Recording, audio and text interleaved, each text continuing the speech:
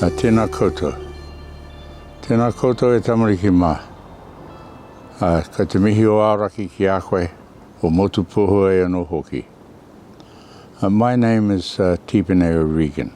I have been involved for around 60 years in the work of the Ngāi Tahu or Ngāi Tahu people of Te Waiponamu, the South Island. I'm getting a bit old and long in the tooth now, but I have built up a long experience of dealing with the names of places and the stories behind the names and why that's important, particularly of the names of my Ngāi Tahu or Ngāi Tahu people of Te Waiponamu. And we have many names that people are interested to know what they mean, because they are not necessarily Ngāi Tahu or even Māori, may not know what the words mean or the stories behind the particular names. And it's much the same for names in the English language or in any other language.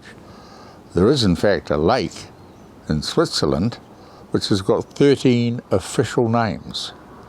And there's many places in Canada that have 3 or 4 names attached because of the people and stories attached to those places.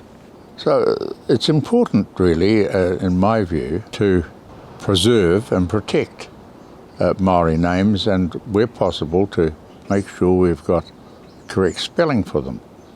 I got into this problem many years ago now, in the 1970s. I was charged with fixing up some place names in Otago, or Otago. I had to deal with the New Zealand Geographic Board, which is the group or body that looks after all of our place names, Māori, Pākehā, whatever they may be, and which has a process for making sure they're properly spelt, properly referenced, and we know about them. And the question is really, why is this important? Well, it's important because the names reflect our identity, who we are, where we're from, and the story that is in the land. And so if you come to a place going across to the west coast called Browning Pass, you may know that that's just a point, a track, where you go through the mountains, you march through the mountains and you walk down the other side, and you've crossed the Te Waiponamu from east to west. But if you find the Māori name of it, you know it's called Ngāi Tahu. And Ngāti, N-O-T-I, is the word for a pass or a saddle in a hill. And it's named after a woman called Rōreka, who came from the western coast to Taipōtini and came over to the eastern coast. And she came across there, and she is said to be the person who first brought ponamu, or nephrite jade, greenstone. That's how the people of the eastern coast found out where the ponamu came from. And that's got a whole story in its own right. Ngāti Rōreka, Rōreka's Pass. And if you know the Māori name of it, you know the significance of that pass. Is just because a surveyor called Browning went across there and mapped it, and he was following a route that Māori people gave him, doesn't give him really the right to name it. So today we've got 2 names there, Ngāti Rōreka and Browning Pass.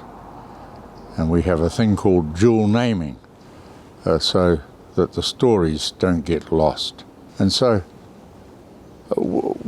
I got into that all this whole area of study and why places carry the names they do and what they mean, and because we say the place names are te naha. They're marker posts of memory, and the names carry all downstream from them all the stories of the people, and those stories, some of them are created by people, because before we had stories written down, stories had to be told, and so people would develop stories or bring stories from somewhere else and plant them in the new place. And the story commemorates the people, and those memories go into the land. Those memories become part of the land. And where you come from is also a part of your identity. It's your name.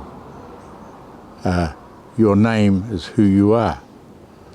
But where you're from tells who is the people or community you belong to, which is the place from where you come. And that's a very important part of being the people we are. So understanding the names became very important. Why did I start on all this and spend 33 years myself on the New Zealand Geographic Board? I got into it because I was in a fight about how to spell place names in Otago back in the 1970s. So I found it by accident rather than design, but that doesn't make it any the less important. And today we've got whole systems which we can show you and you can use about finding out who these names are about, or what they're about, and where they come from. And every place just about has its own name. In Kahurumanu, the Ngāi Tahu website is a digital atlas, which is really a source of endless information, so we can understand better this place we live in, Aotearoa, New Zealand. Now there's a funny name, New Zealand, because Abel Tasman, the Dutchman, he came here in the 18th century and he found a land uplifted high. But the man who made the maps in Holland, he named it after the flattest place on earth. Sealand, and it's actually below sea level, most of it, and that's an interesting story in its own right. It's not the name Abel Tasman gave it, it was a name given by a cartographer, that's a man who makes maps, in Holland, and he put the name on it. Abel Tasman gave it another name of its own.